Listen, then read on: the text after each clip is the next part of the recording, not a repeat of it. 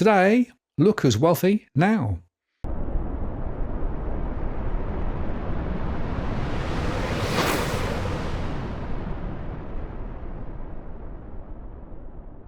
Hello again, it's Martin North from Digital Finance Analytics, from those posts covering finance and property news.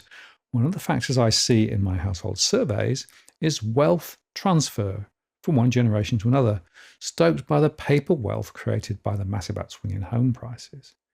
We see more first-time buyers being assisted by the bank of grandparents alongside the bank of mum and dad, as this chart shows. And this means there is a historic wealth transfer underway in Australia for those fortunate enough to have parents or grandparents with assets, but it's tough on those with none of those on-ramps to property or wealth. With a large chunk of that wealth stored in residential property assets, the shift is actually already reshaping the property markets, and it's going to intensify in the years to come. In my surveys, I encounter a theme quite often: households who cannot get into the property market while their friends and colleagues seem to be able to do. So how come some can and some can't? Well, it could be that others are simply just better at saving, hustling, investing, negotiating salary. Second, they've got money from the bank of mum and dad or from grandparents, either by way of a loan or maybe a cash injection. It's often not clear whether they're going to have to pay it back later or not. Or third, they are a beneficiary of the great intergenerational wealth transfer that's currently in train. Demographic research firm McCrindle just published a report, and they say baby boomers have passed on an estimated $6.2 trillion of capital to their children and grandchildren. Born between 1946 and 64, during the post-war economic boom, baby boomers make up just 21% of the population, but hold almost half of the country's private wealth. As the youngest boomers will be aged in their 80s by 2045, the transfer of their assets will accelerate. But it's important to recognize that this transition has already been underway for more than a decade. Baby boomers actually differ from their parents, the builders' generation, sometimes also referred to as the silent generation, who typically had a more conservative mindset. Staying in the family home until they passed away was the norm, meaning inheritance were typically delivered in one-time lump sums. But baby boomers are more agile. Many have now sold the family home and downsize, or more are trying to do that just now. And they've deployed sizable chunks of their capital already, either in the form of deposits or as a loan guarantor for not only the next in line, but also the following generation as well. McCrindle says, we're seeing, for instance, the rise of the bank of grandparents, with funds flowing directly to grandchildren. Their research shows that 12% of Gen Z have received financial support from their grandparents to buy a home. As such, we're increasingly seeing young first home buyers who lack the wages or savings purchasing homes for prices that were unimaginable to even second home buyers just 10 years ago. On the other hand, the rise of the bank of grandparents means families are purchasing homes at prices that were just unimaginable. Obviously, the value and nature of inheritance differ markedly, but as discussed in a recent AFR article, they identify three types of buyers. The first group includes those who use their inheritance to upgrade within their current suburb or move to a more desirable one. Then there will be those who are currently renting, with the inheritance finally allowing them enough for a deposit to buy. Others who are more independently wealthy will already be living in their home of choice, but may use the extra funds for an investment property or a lifestyle or a holiday home.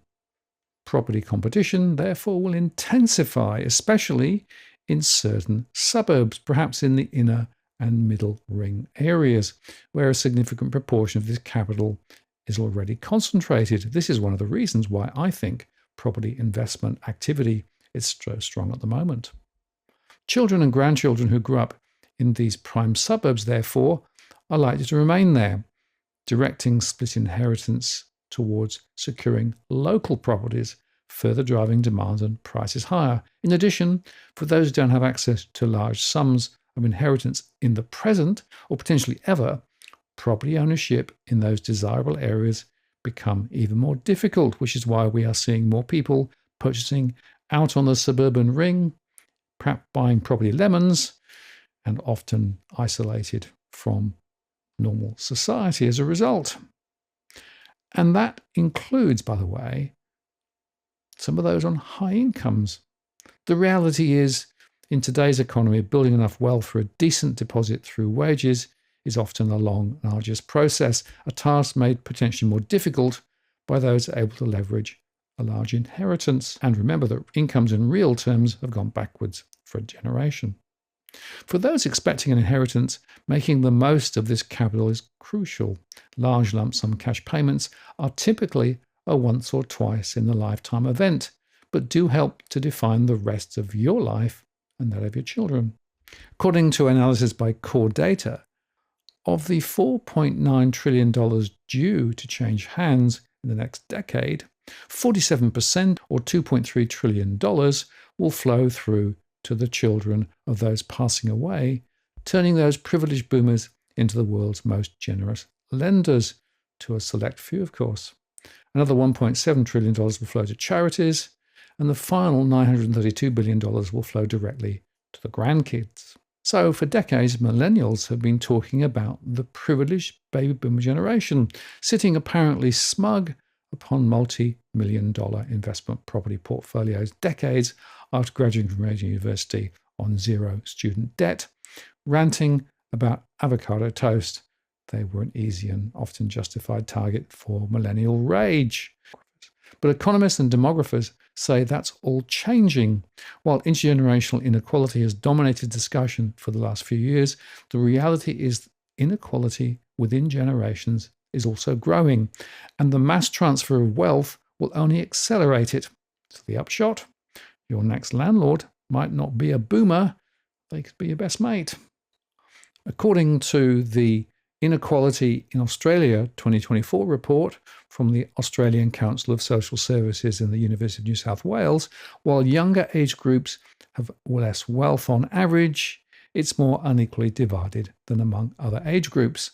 That is, the poorest 6% of those 35 and younger hold just 12% of all wealth, with an average net wealth of about $80,000. And meanwhile, the richest 10% of this age group hold 49% of total wealth and $2 million on average, or 25 times more. The report's authors suspect that most of this wealth is due to family transfers. That's because when measuring wealth split by income, the top 10% hold 24% of all wealth. When measured by total wealth, the top 10% hold 49%. This suggests the wealth of the highest 10% did not mainly come from savings out of their income, the report said. On the other hand, the 2021 Productivity Commission research into wealth transfers found that while inheritances increased absolute inequality, they also increased wealth for the whole population. That is, most people get a little bit richer, but the rich get much richer. The Productivity Commission put the intergenerational transfer at $3.5 trillion, by the way. That's smaller than Core Data's figures, which includes wealth in homes and businesses. Inherited wealth is only a modest contributor to intergenerational wealth persistence, Productivity Commissioner Catherine De Fonte said at the time. About 1/3 of this observed persistence is due to inherited wealth. The rest comes from all of the other things that parents give to their children: education, networks, values, and other opportunities. More recently, Roger Wilkins, one of the lead researchers behind the annual Hilda survey, looked at the average wealth of Australians whose youngest children are millennials. Those in the wealthiest 25% have an average wealth of $4.59 million, while those in the bottom 25% have just $200,000. It means that the wealthiest parents of millennials already have wealth 23 times greater than the poorest parents. Naturally, a fair bit of that will be eaten up by aged care, and any inheritance handed down will also be a factor of how many siblings the inheritor has. If you have higher income parents, you stand to inherit more, and you also stand to earn more yourself. So it's adding fuel to existing intergenerational inequality, Wilkins said. According to that 2021 report by the Productivity Commission, 10% of all inheritances will account for about half the value of bequests from today's retirees. And it's the same story around the world. Globally, about 100 trillion US dollars is shifting between generations. Internationally, of the 15 billionaires younger than 30, none have created their own wealth, buoyed instead by inheritances. That's according to Forbes. And according to UBS, more billionaires in 2023 were minted by inheritances than through work. That's the first time UBS has seen this trend in the 9 years it's been doing the report. In the Asia Pacific, inheritor billionaires received $2 billion US in 2023, while entrepreneurs made $1.6 billion US. It's what prominent banker Ken Costa has termed an inheritocracy. In Australia, one of the immediate effects of the wealth transfer is changes to people's relative ability to access the housing market. Across Australia, 40% of those aged 25 to 34 who want to buy a place to live expect to ask the bank of mum and dad for help to achieve their dreams. That's according to research by the Australian Housing and Urban Research Institute. Of those surveyed in Australia's hottest market, Sydney, 66% expect that they'll not be receiving anything, but 9% expect they'll get $20,000 or more. According to Uhuri, a transfer of $10,000 is associated with about a 90% increase in the likelihood of transitioning to first home ownership. And once buyers are in the market, their wealth trajectory shifts dramatically. Over the last 20 years or so, the dollar gap between renters and owners' wealth has nearly doubled. The average owner-occupier who paid off their mortgage saw wealth jump from about $500,000 in 2003 to 4 financial year to more than $1 million in 2019-20. At the same time as renters' wealth hovered around the same level. Put it another way, in more than half of the 30 quarters to June 2019, the median Sydney home earned more than the median full-time worker. Now, of course, there's a political dimension to wealth transfer as well. As people receive inheritances and grow wealth, they shift to the right, says election analyst John Black, while millennials and Gen Z Australians are more left-leaning than their parents and grandparents were at their ages. That's just a factor of them having less wealth to conserve, he adds. He's not convinced that this socially progressive slant will persist once mum, dad, and grandparents' money is handed over and homes are bought. They will become more conservative. And because there is such a large cohort of boomers, when they all collectively cark it over the next 20 years, there will be a massive transfer of wealth, he says. There will be an increase in the Liberal vote, and it will be proportional to the deaths that take place. These kids won't be worried about finding a house because they inherited it. All of this means that while arguably the easiest way to make money in Australia is to buy property, it's increasingly hard for those without family money to get a look in. Last year, researchers from the University of Sydney and Curtin University gave 20 households aged 25 to 34 years money diaries and found that even though young people were actively cutting back, some relying on 2-minute noodles, their savings kept being eroded by rent and large expenditures like car repairs and insurance. One of the most important saving strategies to emerge was living with parents or in properties owned by parents, said the report author, Dr. Lawrence Troy. However, if only those with families who are able to provide support can do that, then those who don't have supportive families are potentially locked out of home ownership altogether, and by extension, locked out of the important wealth-building dimension that property provides, particularly into retirement. Brendan Coates at the Grattan Institute said that Australia is heading towards a Jane Austen-like future where one's lot in the world is tied directly to their family wealth. It isn't new, of course, for one's wealth to be, to some extent, determined by their parents, said Coates, but the stakes are getting higher. And leading actuary Michael Rice agrees there's a real problem now with young people whose parents rent because you're going to get intergenerational renters, he said. There's now a cohort of people who are trapped into high rent and those have low disposable incomes and who can never pay a deposit. This may not be the end of the world in your 20s and 30s, but the rubber hits the road in retirement. The entire retirement system is predicated on the idea that Australians are retiring into a paid-off home.